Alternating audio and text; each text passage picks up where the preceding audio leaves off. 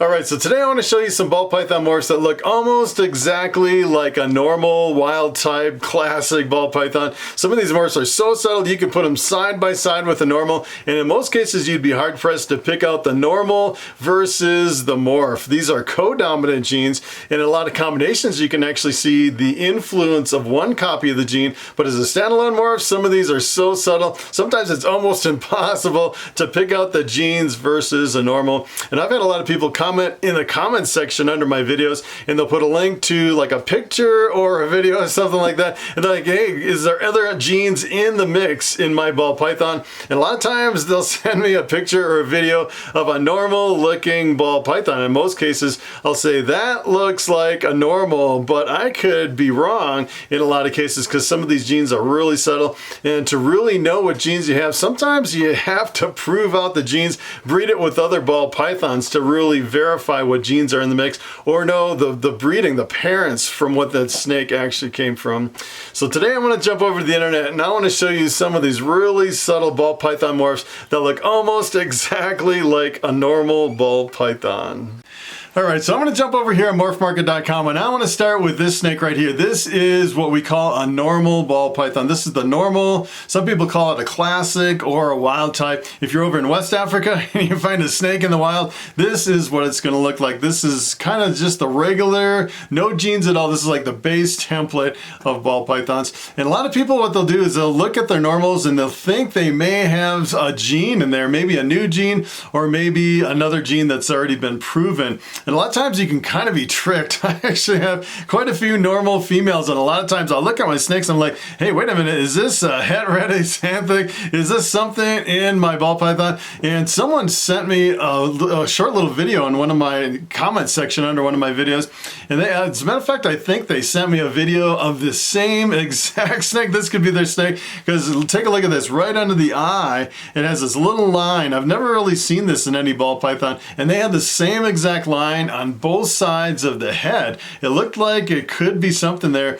and what I would do if I had something like that, I would breed it to maybe another normal ball python, try to prove it out, see if it's genetic, and if it's transferred to half the offspring, then you know it's a co-dominant mutation. If you breed them together, you may produce a really visually stunning super, and then you may have a new gene, which is extremely rare to actually have a new gene. I was looking at this and I saw that little line, I was thinking maybe this is the same exact snake that I was looking at about a week ago. It's pretty awesome. But I'd say in most cases, 99% of the time, you have little glitches or little lines in your ball python. It's not genetic, and it's just a normal kind of a random mutation in kind of the base genetics. I've seen some normals that are really dark, some that are really bright, some that have a really reduced pattern that almost looks like an inchy, and it's not genetic. Sometimes they can actually fool you. So here's one that's really close to a normal ball python. This one, take like this. Someone hand me this. I would say this is a normal ball python. Looks completely normal. This is a Yellowbelly. Yellowbelly is one of the more confusing genes because it looks so close to a normal, and you start working it with other genes, it can make some really impressive, really visually stunning combinations with the Yellowbelly. It's kind of one of the most difficult morphs to deal with, and one of the most impressive, probably one of the most underrated morphs in all of ball pythons, just because of the challenges working with Yellowbelly.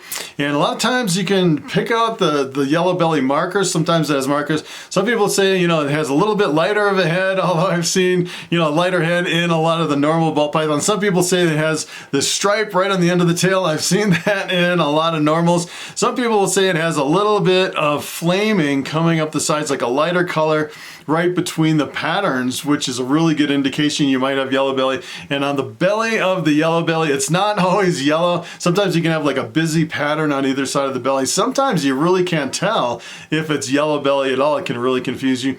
But if you actually take two Yellowbellies and breed them together, this is what you get. You get an ivory, a super Yellowbelly. Take a look at this.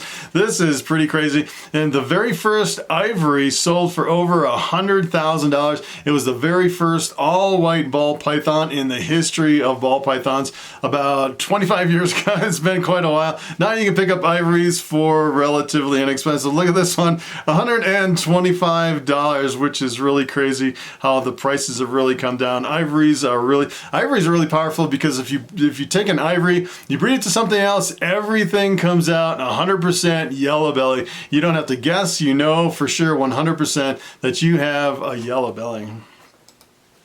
So this one is another one that looks like a normal ball python. If someone handed me this, I'd say this is probably a normal. This is actually either an asphalt or a yellow belly, one or the other. It can't be both. And to produce this, they used a Freeway. A Freeway is an asphalt yellow belly. It's actually an allelic complex. So you take a Freeway, you breed it to something, half the offspring come out as asphalt, half come out as yellow belly, and you get no normal. So when they say asphalt / yellow belly, you know from the description that it's either one or the other, and you know what the parents were, you know what the breeding was on this, that it came from a Freeway. And if you take a look at this, you can see maybe a little bit of a flame right here. Maybe that would indicate that it's yellow belly. Yellow belly and asphalt almost have the same exact markers. You really can't see any flaming on the sides. Can't really see a lighter head. If you looked at the belly, you might be able to see a little bit of the busyness of the pattern. But if you took an asphalt and you bred it to a yellow belly, this is what you would produce. You would produce the Freeway, which is pretty awesome. This is an asphalt yellow belly. And then the Freeway is a little bit more hard to produce, so the prices are a little bit higher. So this is $600, and I think one of the reasons that the prices are pretty high in the Freeways, because you breed them to something else and you really don't know if you have an asphalt or a yellow belly. It can be a really difficult project, and when you finally produce a Freeway, sometimes it can be a lot of trial and error to actually get there. And when you finally get it, some of these really visually impressive Freeways can bring a lot of money, just because the project can be really challenging. So here's another one that looks pretty much like a normal ball python, and you can see on this one, it almost looks like it has the busy pattern of a yellow belly, but in fact this is the gravel. The gravel is also allelic with the yellow belly and kind of has the same markers as yellow belly. And when it comes to the gravel, the asphalt, and the yellow belly, they're all really super close. If you're actually working with the highways and the freeways and trying to breed them together or in the same snakes, it can be really confusing trying to figure out exactly what you have. So if you took a gravel and you bred it to a yellow belly, you get what is known as a highway, the gravel yellow belly. It looks almost the same as the freeways, a little bit of a difference.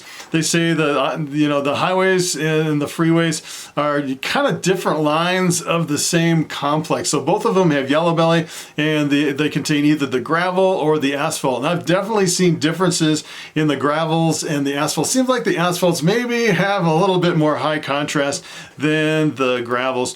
And another thing that's really challenging with the highways and the freeways is it seems like there's a lot of different versions of the yellow belly. It seems like the yellow belly is extremely variable, especially when you mix it with some of these allelic complexes. You can take like 10 highways and line them up all on the table, and all of them will look significantly different, even though the genetics are the same. It depends on the lines of the gravel and the yellow belly. It can get really confusing from the different lines and from the different, the genes kind of mixing together between the gravel and the asphalts. Gets really confusing project. So this is another normal looking ball python, and you might actually overlook that this is a Skilless head. A lot of people have Skilless heads in their collection, and some people have bought them as normal ball pythons. Come to find out later that it's actually a Skilless head. And the Skilless head has just a few scales missing from the top of the head. As a matter of fact, some Skilless heads don't have any scales missing from the top of the head. It can kind of fool you. And sometimes you can see maybe kind of a reduction in pattern. Sometimes it's a little bit brighter than a regular normal. Sometimes you have the white coming up the sides, but sometimes the normals can be extremely variable and you don't really know if you have a Skilless head. And one of the tricks of the Skilless head is you can look at the vent where they go to the bathroom underneath the tail right towards the end, and the scale right before the vent in a Skilless head is always split into two scales. You have like this vertical line between the scales on the very end of the the last scale. They call it the vent scale, the last scale right before the vent. And I've produced quite a few scaleless heads in my collection. I went through every single ball python in all my collection, and from head to toe, you know, probably at one time I went through 150 ball pythons. All my scaleless heads had the split vent scale, and the non-scaleless heads had one single scale, the scale right before the vent. And I'm pretty sure it's 100% positive as far as my collection on that last scale right before the vent. Now, I've had a lot of people, you know, saying, hey, I bought this normal ball python. A lot of times I'll say, hey, look at the vent, the vent scale right before the vent. And a lot of times it'll be split in two. And it's interesting. A lot of people, you know, they're breeding it, and they actually produce, you know, a lot of these scaleless heads have no scales missing from the top of the head. And come to find out, if you're not looking in the right place, if you're not looking for that split scale right before the vent, a lot of times it can actually kind of get away from you. And sometimes you'll actually sell, you know, when these first came out, they were selling for like hundreds and hundreds of dollars. And as a matter of fact, when I first got into ball pythons, scaleless heads were selling for $45,000 a piece. They were brand new on the market. And could you imagine selling a $50 normal, thinking it's a normal, and it's actually a scaleless head with the split vent scale? Kind of crazy. So if you take two scaleless heads and breed them together, you get a completely scaleless ball python. Look at this one. This, believe it or not, this is a normal scaleless ball python. It looks completely different than your normal wild type classic ball python.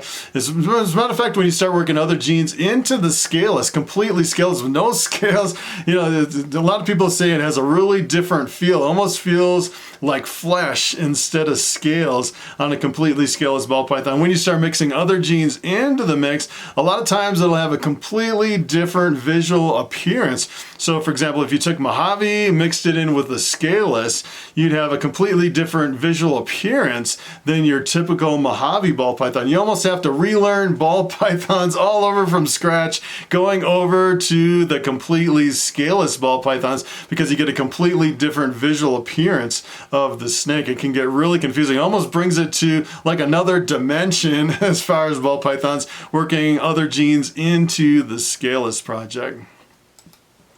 So take a look at this one. As a matter of fact, I produced some snakes that looked almost exactly like this, and a lot of people were looking at my hatchlings as I was going through my collection and some of my normals, and they're saying, hey, that looks like a blackhead, really dark normal. This blackhead is a really subtle morph, and it's this really super dark black, almost like a jet black background. And a lot of times the head on a blackhead will be super dark, and I've actually seen some normals that look almost exactly like the blackhead until you start breeding blackhead into other combinations. Then you know for sure that you have a blackhead. Blackhead is also codominant.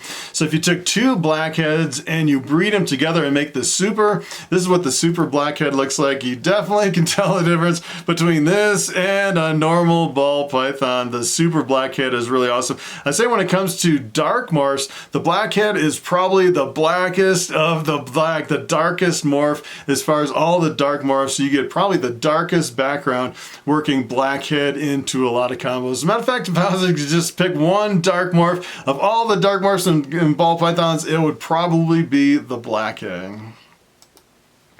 So take a look at this one. This one looks like another completely normal ball python. If someone handed me this, I'd say, yeah, that looks like a normal. I can be wrong so many times looking at just the base genes. This is, believe it or not, this is a het red axanthic. This is, it's usually with the het reds, a lot of times you'll have like a completely black back that's completely patternless along the back, but sometimes you can have these little spots in here that can kind of trick you. So if you took two het reds and bred them together, you'd make the super het red axanthic, which is called the red axanthic. Take a look at this. And the red axanthics is kind of an anomaly because you know, most axanthics are recessive. This axanthic is codominant. And a lot of times with one copy of the gene working into other genes, you can definitely tell that the het red is in the mix. A lot of times it'll give you like a brownish, almost like a coppery brown color working het red into a lot of other combos. Really difficult to see it as a standalone morph. And when you make the super, it's really impressive. It looks almost exactly like a regular axanthic where you strip away all the color and you just kind of get this black and silver and gray snake. Pretty awesome. So here's the last one I want to show you. This is the Spark. I mean, I could just go on and on with a lot of these. There's probably a lot of them I'm actually missing. As a matter of fact, if you see some that I'm missing, you could probably put it in the comment section below and we'll make a running list of all the morphs that look like normals that are really hard to distinguish one from the other. This is the Spark. The Spark is also allelic with Yellowbelly. So Spark and Yellowbelly, asphalt and gravel are kind of all in the same complex where they're all allelic with each other. And the Spark, if you take a look just at the standalone gene, this almost looks like another normal ball python. But here's what happens if you work Spark into the Yellowbelly. Take a look at this. You get the Puma. The Puma is really awesome. It's also an allelic combination. So you take the Puma, you breed it to something else, half the offspring come out as Spark, half the offspring come out as Yellowbelly. Another one of those challenging projects, but makes for some really impressive allelic combinations. All right, so it is time for the question of the day. And Prepper Girl asks, what is a dinker ball python? And that is a very good question. As a matter of fact, if you go over to morphmarket.com, you can search for dinker and it'll bring up a bunch of normal looking snakes. And a dinker is essentially a normal ball python where somebody thinks there might be something different in that normal ball python. So for example, the very first normal that we looked at with the line right under the eye, let's say that is a dinker. It might have something in there. It might be genetic, it might not be. It might be a new gene. A lot of people, all they invest in is dinkers because they're looking for the latest and greatest gene. They buy a bunch of dinkers, breed them out, and I'd say 99% of the time if you take a dinker, you breed it to a normal, you'll probably get a whole clutch of normal ball pythons. It's kind of that 1 in a million chance you take a dinker, you breed it to something else, and you find a brand new gene. That's kind of the excitement of getting into dinker projects. And if you go over to Morphmarket, a lot of times people can tell you if it's a dinker, if they find something that's kind of interesting, and sometimes you can pick them up relatively cheap. And if you produce something that's really impressive, say for example, if you produce, if you breed it and produce something and then breed it back, make a really visually impressive super out of your dinker, then you can pretty much name it. And if it's really super impressive, a lot of times you can ask almost any price for people to get into that project. And a lot of times what people do, especially with new genes, they'll start with a dinker and then they'll prove it out and say, you proved it's genetic. That a lot of times before they'll name it and really get into promoting it and selling it, a lot of times they'll breed it through their collection, produce a lot of different combinations with their new dinker gene, and then see kind of what the results are. And then based on the results, sometimes, if you end up with a bunch of spotted snakes, you can name it some kind of a spotted named morph or something like that, and kind of name it after the visual appearance. And when it comes to names in ball pythons, you can pretty much name it whatever you want. You can name it the Stormtrooper if you want. It's pretty crazy. So that is pretty much it. Thanks for watching, and I will see you in the next video.